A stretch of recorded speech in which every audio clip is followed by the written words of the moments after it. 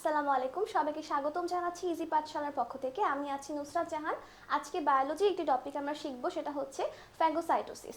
চলুন আগে শব্দটি আমরা একটু ভেঙে নিই। আমরা তিনটা অংশে এটাকে ভাঙতে পারি। একটা হচ্ছে ফ্যাগো প্লাস সাইট এবং একদম লাস্টে ওসিস। যেহেতু ভাঙা হয়ে গেছে, আমাদের এখন অর্থগুলো জানার প্রয়োজন আছে।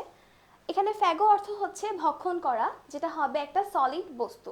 আমরা আপনাদের সুবিধার্থে একটু লিখে নিই জিনিসগুলো। আমরা লিখবো এখানে কনজিউম, যেটা কিনা হবে সলিড বস্তু। তারপরে যে আছে আমাদের সাইট, যার অর্থ হচ্ছে কোষ বা সেল, আমরা একটু লিখে নিই।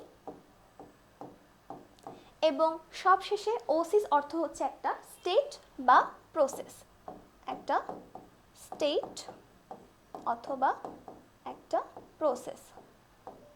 ওকে, আমাদের এতটুকু বোঝা হয়ে গেছে। আমরা যদি সংজ্ঞায়িত করতে যাই, তাহলে এমন দাঁড়াবে সংজ্ঞাটা যে প্রক্রিয়ায় একটা কোষ কঠিন বস্তু ভক্ষণ করে বা গ্রহণ করে, তাকে আমরা কি বলবো?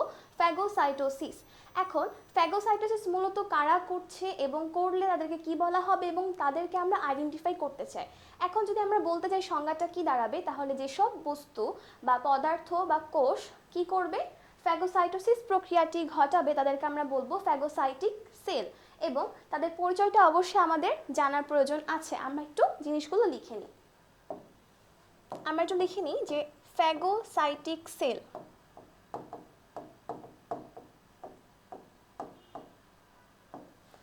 ফ্যাগোসাইটিক সেল সম্পর্কে আমরা জানতে পারলাম যে তারা কি করবে, ফ্যাগোসাইটোসিস প্রক্রিয়াটা চলমান করবে বা ঘটাবে। এখন আমাদের জানতে হবে যে তারা কারা।